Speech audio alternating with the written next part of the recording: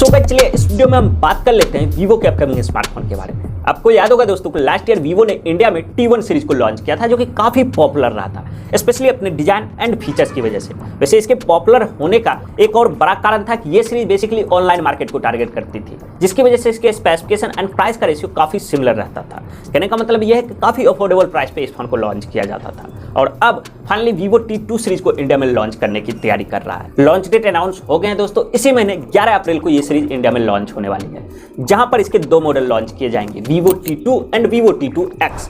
इस वीडियो में हम सिर्फ और सिर्फ वीवो T2 के बारे में बात करेंगे, क्योंकि वीडियो अधिक लंबा हो जाएगा। तो कैसा होगा ये फोन, यहाँ पे आपको क्या कुछ चीजें देखने को मिलेगी, स्पेसिफिकेशन एंड फीचर्स वगैरह क्या क्या होंगे, प्राइस इसकी इंडिया में क्या रखी जा सकती है, और क्या हमें इस फोन का वेट करना चाहिए या फिर नहीं, इन टोटल सारी चीजों की जानकारी इस वीडियो के अंदर मैं आपको देने वाला हूं। तो उसके लिए चैनल पे अगर आप नए हो तो अभी सब्सक्राइब कर लो, अपने इस छोटे भाई को सपोर्ट करो दोस्तों।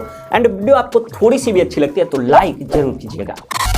ऑलराइट दोस्तों, तो चलिए वीडियो स्टार्ट करते हैं। बात कर लेते हैं सबसे पहले इस फोन की बिल्ड क्वालिटी और डिजाइन के बारे में। तो गाइस इसके कई सारे लाइव इमेजेस हमारे सामने निकल के आ गए हैं, आपके स्क्रीन पे दे रहा हूं, देख सकते हैं। डिजाइन और लुक्स वाइज ये फोन कुछ इस तरह का देखने को मिलेगा।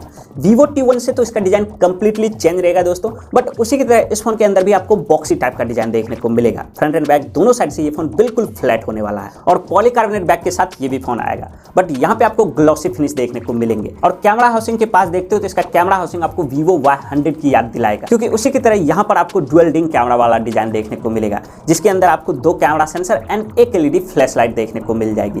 फ्रेम के बारे में बात करते हैं तो वो यहाँ पे प्लास्टिक का होगा, और फ्रंट की तरफ यहाँ पे ग्लास देखने को मिल जाएंगे, जिसके ऊपर शॉर्ट सेंसेशन ग्लास का प्रोटेक्शन लगा होगा। वाटर ड्रॉप नॉच डिस्प्ले यहाँ पे देखने को मिलेगा दोस्तों, यू शेप का नॉच रहेगा। टॉप एंड दोनों साइड वाले बेजल्स यहाँ पे आपको पतले नजर आएंगे, और चिन के बारे में बात करते हैं तो ये एवरेज होंगे। तो ओवरऑल मेरे हिसाब से देखा जाए तो फोन काफी गुड लुकिंग रहेगा, डिजाइन और लुक्स वाइज अच्छे देखने को मिलेंगे। डिस्प्ले के बारे में बात करते हैं तो दोस्तों इस फोन के अंदर 6.38 इंच का एक AMOLED डिस्प्ले देखने को मिलेगा, जो कि फुल HD प्लस रेजोल्यूशन का होगा। और यहाँ पे आपको स्मूथनेस के लिए 90 हर्ट्ज के fast refresh rate and 360 hertz के टच सैंपलिंग रेट भी देखने को मिलेंगे। 1300 निट्स का यहाँ पे पिक ब्राइटनेस भी होगा, और डिस्प्ले के अंदर आपको इन डिस्प्ले फिंगरप्रिंट सेंसर भी देखने को मिल जाएगा। तो ओवरऑल डिस्प्ले की क्वालिटी भी मेरे हिसाब से अच्छी होगी। परफॉर्मेंस के ऊपर आते हैं तो दोस्तों इस फोन के अंदर लीक्स ऐसे निकल के आ रहे हैं, Qualcomm Snapdragon 695 वाला प्रोसेसर देखने को मिलेगा, जो कि एक 5G प्रोसेसर है। काफी पावरफुल है, 2.2 गीगाहर्ट्ज की क्लॉक स्पीड पे रन करता है, और 4 लाख से ऊपर ये Antutu इसको निकाल कर दे सकता है। तो डे टू डे लाइफ में इस फोन से आपको दिक्कत नहीं आएगी। बाकी जो लोग COD या फिर BGMI खेलना पसंद करते हैं उसके लिए भी ये प्रोसेसर काफी अच्छा है, सभी तरह के हेवी गेमिंग अच्छे से हैंडल कर लेता है। और इसकी ताकत को बढ़ाने के लिए कहा जा रहा है यहाँ पे UFS 2.2 के स्टोरेज एंड LPDDR4X का रैम भी देखने को मिलेगा। तो एप ओपनिंग क्लोजिंग स्पीड वगैरह जो होगी वो काफी फास्ट होगी। बाकी Android 13 out of the box ये फोन आएगा, और FunTouch OS 13 के ऊपर ये फोन रन करेगा। अब अगर इसके बैटरी कैपेसिटी के बारे में बात करते हैं तो गाइस इस फोन के अंदर कहा जा रहा है 4500 mAh की बैटरी देखने को मिलेगी, जो कि मेरे हिसाब से एक डिसेंट बैटरी है।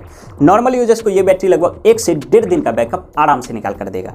बाकी इसको चार्ज करने के लिए इस फोन के अंदर आपको 44 वॉट की फास्ट चार्जिंग का सपोर्ट भी देखने को मिल जाएगा। Type-C पोर्ट के साथ ये फोन आएगा। फोन के अंदर 3.5 जैक भी देखने को मिल जाएंगे, NFC का भी सपोर्ट होगा, और माइक्रो SD कार्ड के स्लॉट भी यहाँ पे देखने को मिलेंगे। बट डेडिकेटेड होगा या फिर हाइब्रिड, वो फोन लॉन्च होने के बाद ही पता चलेगा। लेकिन फोन के अंदर आपको फिजिकल रैम के साथ साथ वर्चुअल रैम का भी ऑप्शन मिलेगा, और फेस अनलॉक के सपोर्ट भी यहाँ पे देखने को मिलेंगे। खैर अब अगर हम इसके कैमरे के ऊपर आते हैं तो पीछे की तरफ यहाँ पे सिर्फ और सिर्फ 2 कैमरा देखने को मिलेंगे। मेन कैमरा 64 मेगापिक्सल का होगा, जहाँ पे OIS के भी सपोर्ट देखने को मिल जाएंगे, जिससे आप मैक्सिमम 30 FPS पे 1080p वीडियो रिकॉर्डिंग कर पाओगे। बाकी दूसरा कैमरा यहाँ पे 2 मेगापिक्सल के देखने को मिल जाएंगे, और सेल्फी के बारे में बात करते हैं तो वो यहाँ पे 16 मेगापिक्सल का होगा, और इस सेंसर से भी आप मैक्सिमम 30 FPS पे 1080p वीडियो रिकॉर्डिंग कर पाओगे। तो कैमरा सेटअप जो होगा वो मेरे हिसाब से डिसेंट रहेगा। मैं इसे बहुत अच्छा नहीं कहूँगा तो बहुत खराब भी नहीं कह सकता। तो गाइस यही थे इस फोन के स्पेसिफिकेशंस की पूरी कहानी। प्राइसिंग के बारे में बात करते हैं तो दोस्तों लीक्स ऐसे निकल के आ रहे हैं कि इसको 6GB 128GB and 8GB 128GB के सिर्फ और सिर्फ 2 मॉडल में लॉन्च किया जाएगा। और जो बेस मॉडल रहेगा 6128, इसकी प्राइस कही जा रही है इंडिया में 14,999 या फिर 15,999 रखी जाएगी। और ऑफर्स वगैरह लगा के कन्फर्म ये फोन आपको अंडर 15,000 का ही मिलेगा। तो अगर ये स्मार्टफोन इस प्राइस पे इंडिया में आता है तो मेरे हिसाब से डील काफी अच्छी होगी। वैसे आपके हिसाब से इसकी प्राइस इंडिया में कितनी होनी चाहिए हमें कमेंट करके जरूर बताइएगा। और अगर इसके इंडिया लॉन्चिंग के बारे में बात करते हैं तो 11 अप्रैल को ये फोन इंडिया में लॉन्च होने वाला है। अगर आपका बजट 15-16 हज़ार रुपए का है और इस रेंज में कोई अच्छा स्मार्टफोन परचेस करने की सोच रहे हो तो आप इस फोन का वेट कर सकते हो, आपके लिए काफी अच्छा ऑप्शन हो सकता है। तो गाइज बस इस वीडियो में इतना ही। पसंद आए दोस्तों तो वीडियो को लाइक कीजिए, शेयर कीजिए, और चैनल पे पहली बार आए तो सब्सक्राइब कीजिए। मैं मिलता हूँ अगले वीडियो में, तब तक के लिए जय हिंद।